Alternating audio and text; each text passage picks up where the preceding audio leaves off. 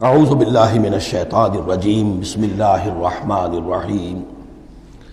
اب اس کے بعد کچھ وہی جو معاملات انسانی ہیں اس پر اب بحث، جیسا کہ میں نے کہا تھا کہ ایک لڑی ہے شریعت کی، معاملات کی۔ یہ تو بڑے بڑے پھول جو تھے آیت الآیات اور آیت البر۔ یا ایھا الذین آمنوا کتب علیکم القصاص فی القتلی، اہل ایمان تم پر لازم کر دیا گیا ہے مقتولوں کا بدلہ لینا۔ قتلہ قتیل کی جمع بھی ہے اور مقتول سے یہ مصدر بھی ہو سکتا ہے کہ تمہارے لیے یعنی اس معاملے میں سہل انگاری صحیح نہیں ہے۔ انسانی تمدن کی جڑ کٹتی ہے جب کسی معاشرے کے اندر انسان کا خون بہانا عام ہو جائے، تمدن کی جڑ کٹ جائے، تو قصاص تم پر واجب ہے۔ یا ایھا الذین آمنوا کتب علیکم القصاص فی القتلی الحر بالحر والعبد بالعبد والانثى بالانثى۔ ایک آزاد کی جگہ آزاد ہی قتل کیا جائے گا۔ آزاد نے قتل کیا ہے تو ظاہر بات ہے وہ آزاد ہی اس کی جگہ قتل ہوگا۔ یہ نہیں وہ کہے میرا غلام لے جاؤ، میرے دو غلام لے لو، نہیں۔ والعبد بالعبد، اور عبد کی جگہ عبد ہی ہوگا، جس نے قتل کیا وہی قتل کیا جائے گا۔ والانثى بالانثى، اور اگر قتل کرنے والی عورت ہے تو وہ عورت ہی قتل ہوگی۔ اس میں چونکہ وہاں بہت سے رواج مختلف تھے، بہت سے معیار بھی مختلف تھے۔ اگر اوسی خزرجی کو قتل کر دے تو 1/3 خون بہا، 3 گنا خون بہا، اور خزرجی اوسی کو قتل کرے تو 1/3 خون بہا، یہ ان کا قانون تھا۔ اسی طرح یہ کہ آزاد میں اور غلام میں فرق تھا، لیکن ہماری شریعت میں اگرچہ یہ طویل بڑا مضمون ہے اور اس میں کافی فقہا کے اقوال ہیں مختلف، لیکن امام ابو حنیفہ رحمۃ اللہ علیہ کا قول یہی ہے کہ تمام مسلمان آپس میں کفو ہیں، برابر ہیں، لہذا یہاں کوئی فرق نہیں کیا جائے گا قتل کے مقدمات میں۔ فمن عفی لہ من اخیہ شیء فاتباع بالمعروف واداء الیہ باحسان، پھر جس کو معاف کر دیا جائے کوئی شے اس کے بھائی کی جانب سے، یعنی جو مقتول ہے اس کے ورثاء اگر کہتے صاحب ہم اس کی جان بخشنے کو تیار ہیں، چاہے وہ خون بہا لے لیں یا ویسے ہی معاف کر دیں، تو جو بھی کچھ خون بہا طے ہوا ہو اداء الیہ باحسان فاتباع بالمعروف، تو اس کی پیروی کی جائے معروف طریقے پر اور ادائی کی جائے خوبصورتی کے ساتھ۔ ذالک تخفیف من ربکم ورحمہ، یہ تمہارے رب کی طرف سے تخفیف ہے، آسانی کی ہے اور رحمت ہے، اور اس کی رحمت ہونا بہت واضح ہے۔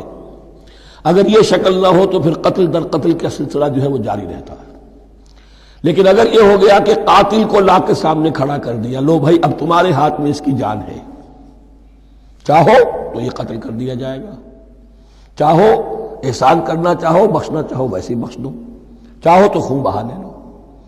اس سے کیا ہوگا کہ وہ دشمنیوں کا جو دائرہ ہے وہ پھر سمٹ جاتا ہے، بڑھتا نہیں۔ اس میں بڑی رحمت ہے اللہ کی طرف سے۔ قانون جو ہے اسلام میں قتل کا، اس میں مدعی ریاست نہیں ہوتی۔ آج کل ہمارے ہاں غلطی یہ ہے، مدعی ریاست بن جاتی ہے۔ یہ مدعی ہوتا ہے یہاں پر جو بھی مقتول کے ورثاء ہیں، اور کسی کو صدر کو کیا، صدر کے باپ کو بھی اختیار نہیں ہے کہ کسی قاتل کو معاف کر دے۔ قاتل کو معاف کرنے کا جو اختیار ہے وہ صرف مقتول کے ورثاء کو ہے، کوئی صدر نہیں کر سکتا۔ ہمارے دستور میں ہے، پوری شرع پوری شق موجود ہے۔ فمن اعتدی بعد ذلک فلہ عذاب علیم، اور جو اس کے بعد بھی حد سے تجاوز کرے گا تو اس کے لیے دردناک اور بہت بڑا عذاب ہوگا۔ وَلَكُمْ فِي الْقِصَاصِ حَيَاةٌ يَا أُولِي الْأَلْبَابِ لَعَلَّكُمْ تَتَّقُونَ، اور اے ہوش مندو قصاص میں زندگی ہے تمہارے لیے۔ ایک روحانی تصور ہے معاف کر دینا اچھا ہے، اسلام بھی کہتا ہے ان تعفوا وتصفحوا وتغفروا فإن اللہ غفور رحیم، لیکن قتل کے مقدمات میں سہل انگاری جو ہے وہ اچھی نہیں ہے، پیروی شدت کے ساتھ ہونی چاہیے تاکہ اس سے آگے قتل کا سلسلہ بند ہو۔ وَلَكُمْ فِي الْقِصَاصِ حَيَاةٌ يَا أُولِي الْأَلْبَابِ لَعَلَّكُمْ تَتَّقُونَ، تاکہ تم بچ سکیں۔ اب کتب علیکم دوبارہ آ گیا۔ یہ کتبہ کے لفظ کو سمجھ لیجئے، جہاں بھی کوئی شے فرض کی جائے گی، لازم کی جائے گی، وہ کتبہ ہے۔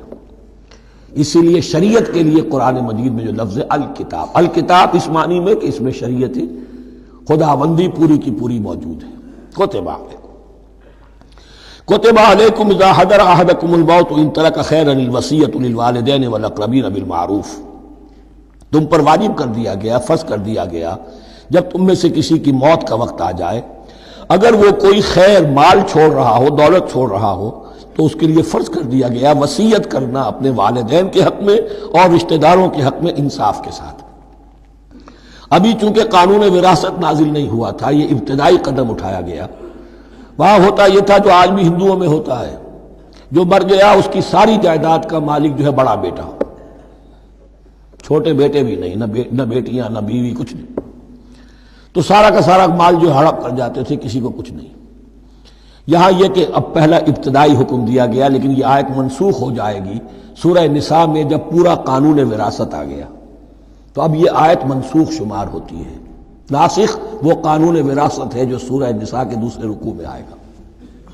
البتہ اس کے ایک حصے کو حضور نے باقی رکھا ہے، وہ گویا کہ سنت نے اس کے ایک جز کو برقرار رکھا ہے، اور وہ جز یہ ہے کہ مرنے والا 1/3 اپنے مال کے لیے وصیت کر سکتا ہے کسی کے لیے، 1/3 سے زیادہ نہیں، اور وارث کے لیے وصیت نہیں ہوگی، جس کی وراثت میں حق مقرر ہو چکا ہے اس کے لیے وصیت نہیں ہوگی، وہ غیر وارث کے لیے وصیت ہوگی، کسی دینی ادارے کو دینا چاہے، کسی اور کو دینا چاہے، یتیم کو، بیوہ کو، یتیم خانے کو، ٹھیک ہے، 1/3، 2/3 میں قانون وراثت کی تنفیذ ہوگی لازماً۔ تو اس آیت کا صرف اتنا حصہ باقی رکھا ہے حضور نے صلی اللہ علیہ وسلم۔ حقاً علی المتقین، یہ اللہ کا تقوی رکھنے والوں پر حق ہے، واجب ہے کہ وہ وصیت کریں کہ ہمارے والدین کو یہ مل جائے، فلاں رشتہ دار کو یہ مل جائے، باقی جو ہے جو بھی ورثاء ہیں لے جائیں۔ فمن بدلہ بعد ما سمعہ، تو جس نے بدل دیا اس وصیت کو اس کے بعد کہ اسے سنا تھا، فإنما اسمہ علی الذین یبدلونہ، تو اس کا بوجھ، اس کا گناہ انہی پر آئے گا جو تبدیل کرتے ہیں۔ جو وصیت کرنے والا تھا وہ بری ہے، اس نے صحیح وصیت کی تھی، جس نے بعد میں اس وصیت میں تحریف کی، تبدیلی کی، اس کا وبال، اس کا بوجھ انہی پر آئے گا۔ ان اللہ سمیع علیم، یقینا اللہ سب کچھ سننے والا اور جاننے والا ہے۔ فمن خاف من موص جنفا، اب اگر کسی کو اندیشہ ہوا کہ وصیت کرنے والے نے جانبداری برتی ہے، ٹھیک وصیت نہیں کی ہے، دیانتداری کے ساتھ اس کی رائے یہ ہوئی، او اسمن، یا گناہ اس نے کمایا ہے، فاصلح بینہم، اور اب ان کے مابین صلح کرا دی، ورثاء کو جمع کیا کہ بھائی وراثت تو یہ تھی، ان کی وصیت تھی، لیکن دیکھو اس میں یہ زیادتی والی بات ہے، اگر تم مطمئن ہو جاؤ، متفق ہو جاؤ تو اس میں اتنی تبدیلی کر دی جائے ان کے اتفاق سے، فلا اثم علیہ، تو اس میں کوئی گناہ نہیں ہے، یعنی ایسی نہیں ہے یہ بات کہ اس کو وہ سینکشن اور سینکٹیٹی حاصل ہو گئی ہے، تقدس، کہ اب اس میں کوئی تبدیلی نہیں ہو سکتی، باہمی مشورے سے اور اچھے جذبے سے، اصلاح کے جذبے سے وصیت میں تغیر ہو سکتا ہے۔ ان اللہ غفور الرحیم، یقیناً اللہ تعالی بخشنے والا ہے، رحم فرمانے والا۔ صدق اللہ العظیم۔